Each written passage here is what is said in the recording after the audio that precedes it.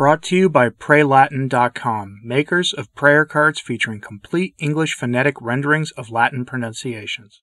I had hoped we'd be done talking about Marco Rupnik until finally we get some closure in his case where we find out that the Vatican's investigation is reaping positive fruit and uncharacteristically of modernist apostate Rome, they actually going to do something about a rotten egg that has caused real harm. But unfortunately, we're not done talking about Marco Rupnik. You see, it's come out that the issue of his art hanging in shrines and parishes and cathedrals around the Western world, they don't know what to do with his art. Because, I know that sounds weird. You would think that a priest who has done the things that we know he's done, that this wouldn't be that hard.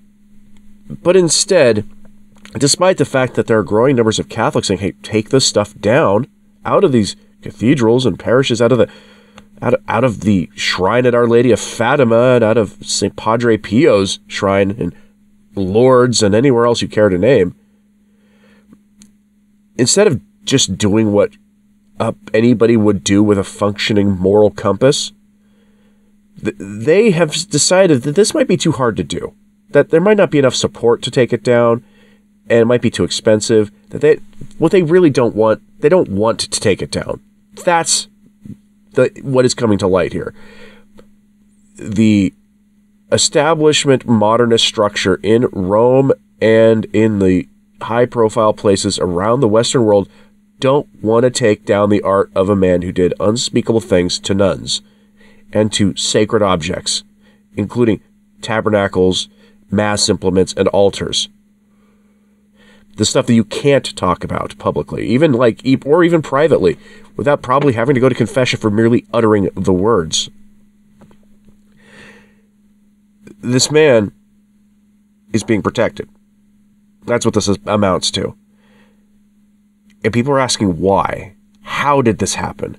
How has this happened? For those who might not know, Marco Rupnik is a Jesuit priest, because of course, who was expelled from the Jesuit order because the things he did was too much even for them.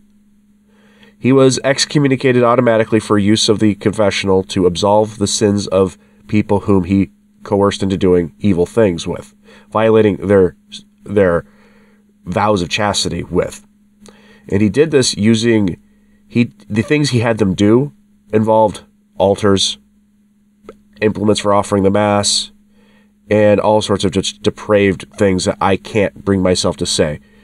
But this went on for 30 years. 30 years.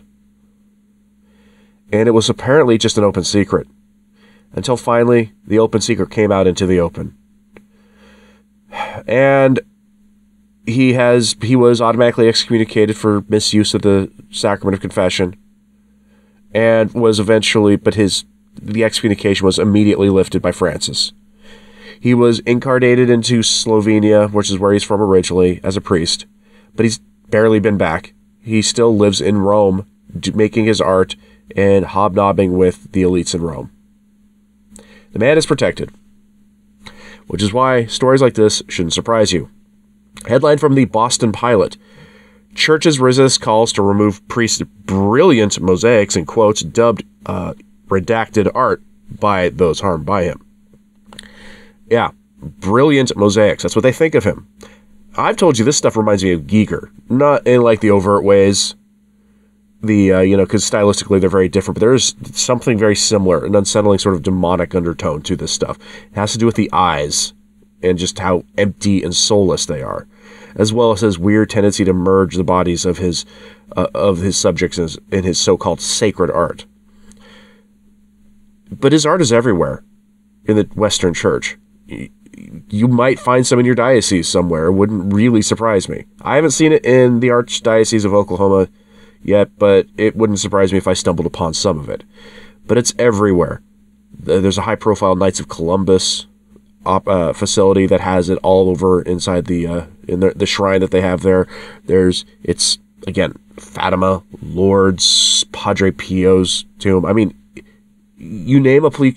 If you could come up with a place that might be a high-profile pilgrimage site, it's probably there. That's the unfortunate truth of it. And they don't want to take it down. His art speaks to the modernist soul, I guess. From the article, quote, "As evidence mounts of evil deeds of a fleshly nature by Slovene-born Father Marko Rupnik, church communities are resisting calls for his expensive sacral artworks to be removed from public display.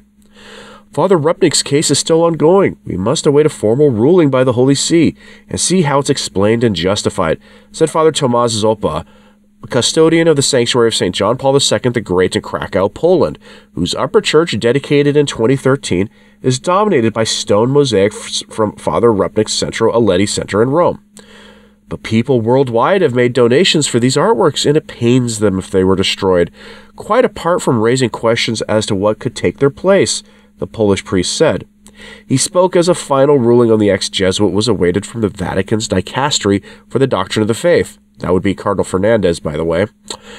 In an Our Sunday Visitor News interview, Father Zopa said his sanctuary's pastoral team felt, quote, "profound solidarity with anyone harmed by Father Rupnik and has held regular prayer meetings for local Polish people who had similar things happen to them." He added that the meetings were moved to a lower chapel when claims against the priest artist came to light, but said participants insisted they still felt, quote, "prayerful and safe at the sanctuary, despite the presence of the mosaics," end quote. That's grotesque, honestly. I kind of feel bad for anybody who can pray in front of those things. I couldn't. And this is long before I was an angry, meanie-headed trad on the internet. I found his artwork off-putting. It was something very deeply unsettling about it. I first encountered his artwork in the Jubilee Year of Mercy, 2014 or 2015, whatever that was. His artwork was like the official artwork for Francis's Jubilee Year of Mercy, which involved you being able to go on pilgrimage to two sites in your diocese and gain a whole host of indulgences for it. Didn't have a problem with the Jubilee Year of Mercy. Wouldn't mind more of that. But his artwork being the sort of the official artwork of it, that was off-putting, even back then before I knew anything about the man and before I was some meanie-headed rad trad. But here we are. They don't want to take it down. You've been asking, when are they going to? It looks like never, because they're waiting for something to come from Rome. And, well, their investigation from Rome is never going to come. Or if it does, it's going to give you some milquetoast thing, unless it happens after Francis is gone and replaced by a decent pope. That might be the situation where we finally get an answer about the Rupnik question. They're also defending him in Slovenia, too. They really are. So back to that article, quote, "Meanwhile, the display of the priest's artworks by at least 8 churches and chapels in his native Slovenia, where he holds top state honors, was defended by the Secretary General of the country's bishops' conference. Some parents have complained about their children receiving catechism classes in front of his mosaics, but I haven't heard any other public objections," said Salesian Sister Marij Semenek, whose conference set up the 3 new anti-Ted McCarrick working groups March 1st. "Once his case is settled, we may hear more about the appropriateness of his artworks, but it's likelier they'd be covered up than removed," she told Our Sunday Visitor News from Ljubljana, end quote. So I'd be surprised by any of this. A Belgian bishop admitted to doing things of a Ted McCarrick nature, by the way, and he was finally defrocked 14 years later. 14 years later. The same people who let that stuff slide with a bishop are letting this guy slide because he's well connected. You can't use the excuse that with the bishop or with Rupnik that this stuff came to light years after the fact, right? Because 30 years, and we're talking John Paul II and Benedict XVI, but also Francis. And here now we pivot to the story that gives you an example of why nothing's going to happen with Rupnik. There was this bishop in Belgium who was known for 14 years as being sort of a spiritual brother to Ted McCarrick. And the stuff came to light under Benedict, and Benedict essentially retired him early and made him go live in a Salesian convent. I think it was Salesian. And after he was there, more things came to light that he'd been doing. This was all known for the entire 11 years that Francis has been running the church. So for that story, headline from Catholic World Report. Here's what the defrocking of Vanquillet suggests about the Rupnik scandal. Belgian ex-bishop and Ted McCarrick type Roger, last name I can't pronounce, was found out and admitted to his evil deeds in 2010. Why was he finally laicized 14 years later? He was laicized 14 years later because after Benedict sent the bishop into early retirement to go live in a Cistercian abbey, more things he did came to light, including to members of his own family. Yes, you heard me correctly. Things he did to members of his own family.